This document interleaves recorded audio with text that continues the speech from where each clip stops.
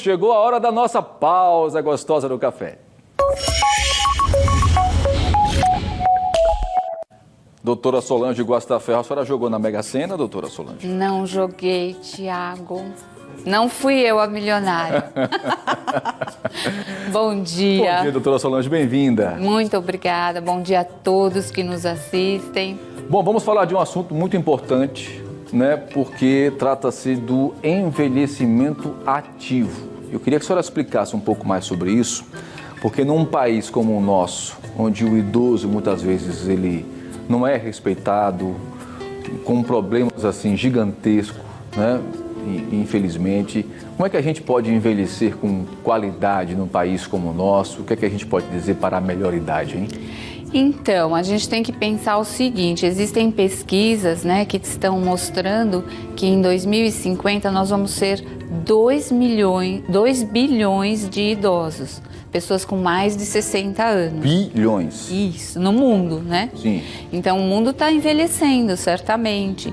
E isso faz com que a gente reflita sobre o que a gente pode fazer agora para melhorar a qualidade dessa idade, né? Então, assim, a gente precisa investir na saúde física, saúde mental, né, desse idoso. Existe muito preconceito que o idoso é um fardo, que o idoso é muito lento, que o idoso dá trabalho, mas não é verdade, porque isso vai acontecer com nós todos, né, na nossa vida. É a consequência da vida é ficar idoso.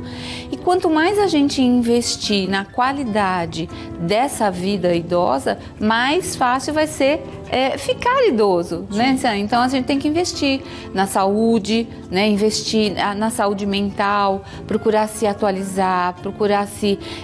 porque assim, às vezes o idoso pensa que não serve mais para nada, né? Mas não é verdade, ele tem um legado, ele está deixando um legado. E tem uma coisa muito importante, doutora, que a gente tem que chamar a atenção. Muitas vezes as pessoas só pensam ao ficar idoso quando está vivenciando a terceira idade. É preciso já se preparar para ter uma velhice um pouco mais de qualidade, né? Exato. E assim, e não menosprezar esse idoso, porque assim, a gente vê muitos jovens, né, menosprezando esse idoso ou não acreditando, né, assim,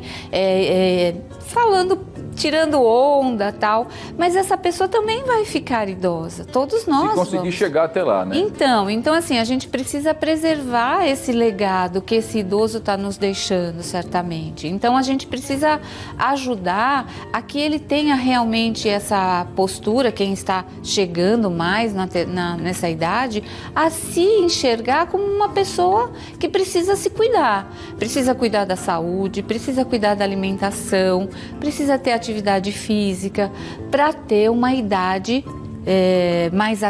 uma velhice mais ativa, né? Como que a gente cuida da saúde mental? Tem algumas pesquisas que falam que o Alzheimer é muito consequência de a gente deixar de lado algumas coisas. Então, quebra-cabeça, jogos de tabuleiro, fazer pesquisas, ler muito, né? Assim, jogo de caça-palavras, né? Isso tudo ajuda a nossa atividade mental, né? E faz com que a gente utilize a nossa atividade mental. Por isso a importância de se manter em atividade. Exatamente, por menor que seja. E outra coisa importante, né, que o convívio da família é muito importante para o idoso, né? A gente tem visto agora no isolamento, muitos idosos estão chegando agora para a gente com depressão, com insônia, com ansiedade, com medo. Por quê?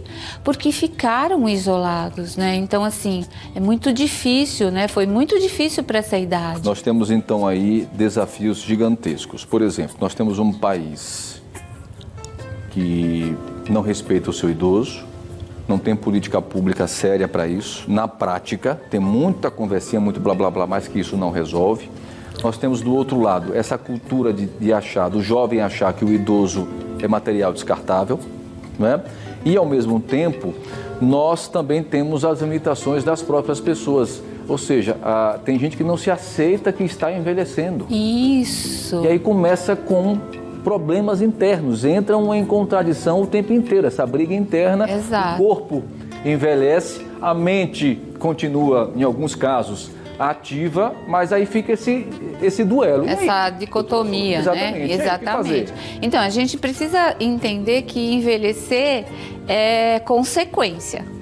Agora, como envelhecer é uma escolha, né? Como eu quero envelhecer? Envelhecer vai ser consequência para todo mundo, mas como eu vou envelhecer, aí é uma escolha. Aí é escolhas de hábitos de vida, escolha de hábitos mentais, né? Escolha e a família também precisa entender isso, né? Que aquela pessoa não tem mais a energia de quando tinha 20 anos, mas ela tem disposição para fazer outras coisas, né? Então a gente tem que ajudar essa pessoa a entender que faz parte da vida, mas eu também não posso ficar aquele envelhecer triste, né? Aquele, poxa, tô velho, não sirvo mais para nada. Não é assim, né? A gente precisa trazer à tona todo o legado que essa pessoa fez, porque todos nós vamos deixar um legado, certamente. Os jovens precisam entender que os mais velhos estiveram antes, pavimentaram toda uma história, né? Para que a gente possa proporcionar e trafegar com uma certa tranquilidade daqui para frente, né, doutora? Isso. Então, a família é muito importante, né, Tiago? O apoio muito familiar importante. é muito importante. Esse é um assunto que a gente poderia ficar aqui, o resto do dia, né, se aprofundar, mas quero mais uma vez lhe agradecer imensamente, tá? Mais uma vez, sempre muito elegante, muito mais jovial impossível. Eu sabendo envelhecer, né? Todos nós. Obrigado, doutora Solange. Eu que agradeço. Até a próxima semana, se Deus quiser. Muita gratidão para vocês e para todos que nos assistem aqui toda quinta-feira. Com certeza. Muito obrigado. Até semana que vem. Esse auxílio mais do que luxuoso da doutora Solange Guastaferro, a nossa psicóloga de plantão.